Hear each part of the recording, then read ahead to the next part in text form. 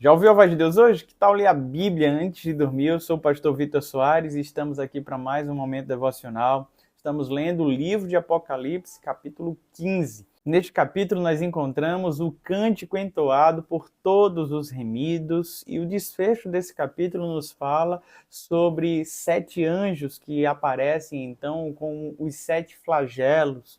São taças que representam então a ira de Deus. Se nos capítulos anteriores, quando nós falávamos a respeito das trombetas, essas trombetas sinalizavam proclamações para que as pessoas pudessem ter um arrependimento, pudessem se voltar ao Senhor. Mas quando nós entramos nesta reta das taças, essas taças nos falam então a respeito do juízo do Senhor sendo estabelecido. Se nos capítulos anteriores falava sobre um juízo parcial, um terço da terra era destruído, agora nós veremos uma ação plena de Deus. Deus estabelecendo o seu juízo, a sua ira. Esse texto é um texto muito importante, ele é então o começo do 4º ciclo. Nós entendemos que esse livro é dividido em pelo menos 5 partes e a terceira parte é dividida em 7 ciclos.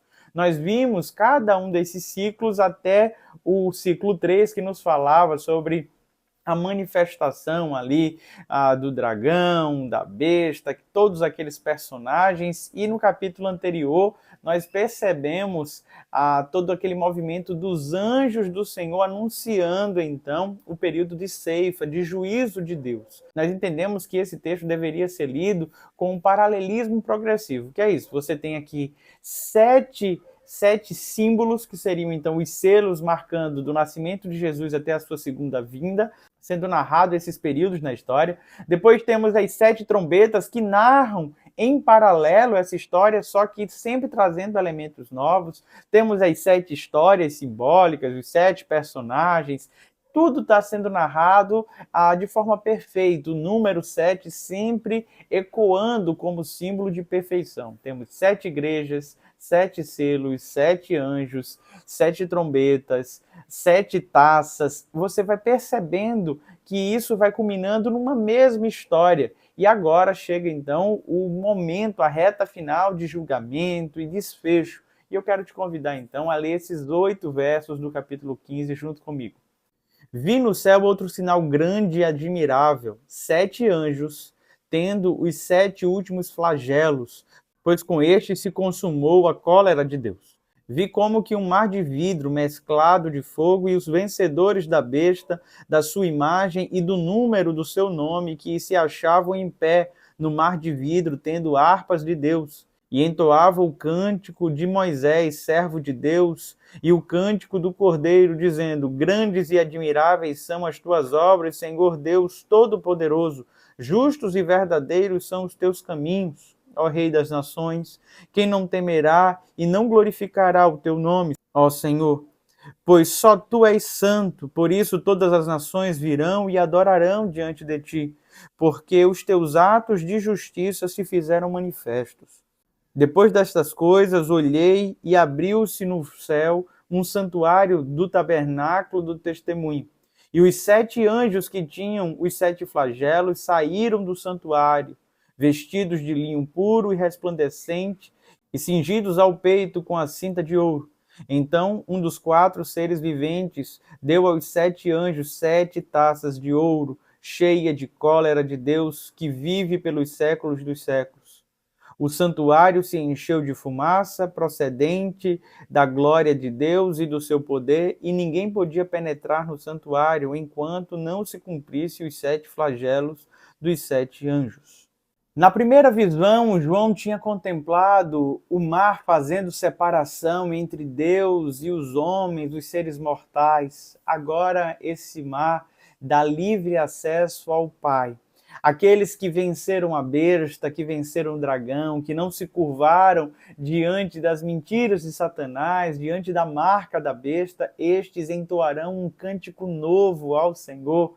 O texto nos fala então esta bela canção que foi entoada.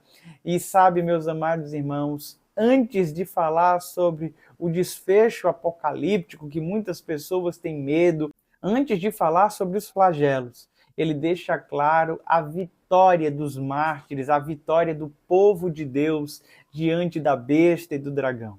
Sabe, se no capítulo 13 nós encontramos a besta que emerge do mar, simbolizando ali o falso profeta, vencendo os santos, nós entendemos então que os santos triunfam, sabe como? Eles triunfam no martírio.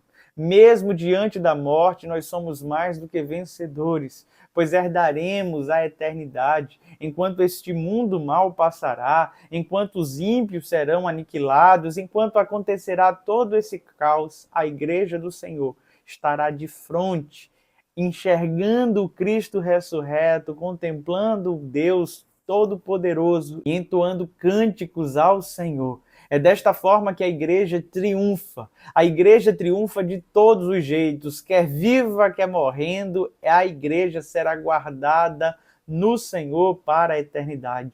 E João contempla então estes 7 anjos sendo preparados para sair do santuário de Deus.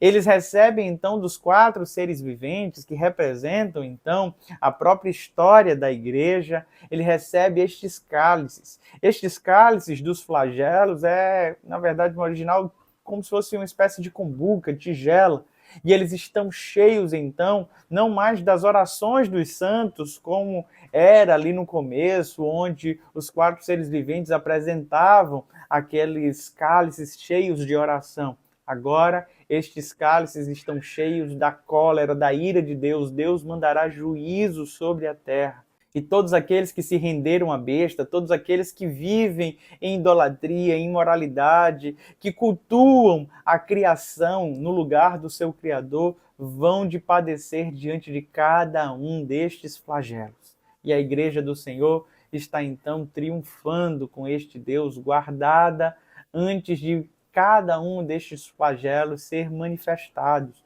Na verdade, o que é que nós entendemos aqui de uma forma muito clara? Os juízos de Deus que estão sendo estabelecidos de maneira parcial estão proclamando que haverá um tempo de julgamento severo, onde toda a terra será então destruída para que dê lugar a um novo céu e uma nova terra.